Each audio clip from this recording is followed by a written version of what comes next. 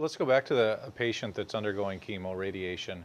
And we talked about how important it is for them to get the proper nutrition. A lot of times in that situation, they don't want to eat. They can't eat. They Good don't point. feel like eating. Good point. What can be done in that Let's look at situation? why should nutrition be included in any cancer patient's comprehensive care. Number one, 40% or more of cancer patients actually die of malnutrition. And you just mentioned one of the reasons is, chemotherapy. First of all, they're depressed because they got this diagnosis of cancer. Maybe things aren't looking too good. Then they're given chemotherapy, which further removes appetite, causes nausea. And then oftentimes chemo changes the body's ability to digest and absorb the food. Now you got, if you went from marginal malnutrition, now you got serious malnutrition. In my book, Beating Cancer with Nutrition, I talk about, among other things, this Dragon Slayer shake, and I have found many patients have given me feedback. They said it's very helpful. Basically taking some fruit and vegetable, puree it in a high-speed blender, add a tablespoon or two of whey protein or something like that, and then add a half of a frozen banana, and it has the consistency of a milkshake, and yet it's got good nourishment, phytochemicals, some protein, and even when patients are feeling nauseated, tired, depressed, and can't eat a meal, they can still drink this and it will keep their body's nutritional status at an adequate level.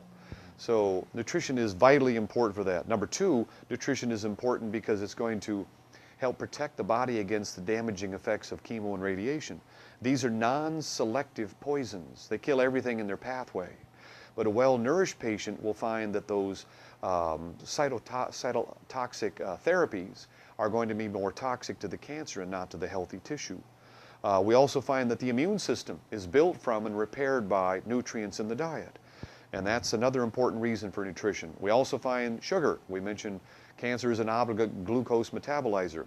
Not just the amount of sugar you eat, but nutrients that help you metabolize it and lower your blood glucose levels.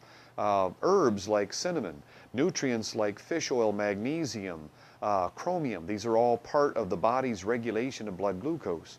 And then the fifth thing is that nutrients become biological response modifiers.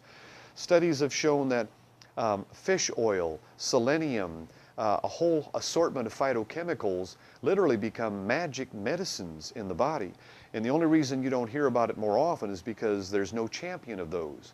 We have a $2.4 trillion a year medical industrial complex, of which $280 billion is the pharmaceutical industry, and some of it's useful. But none of them are going to champion these things like fish oil or ellagic acid because you can't get a patent on a natural substance. Therefore, your doctor doesn't know about it, and it's not widely used in cancer hospitals.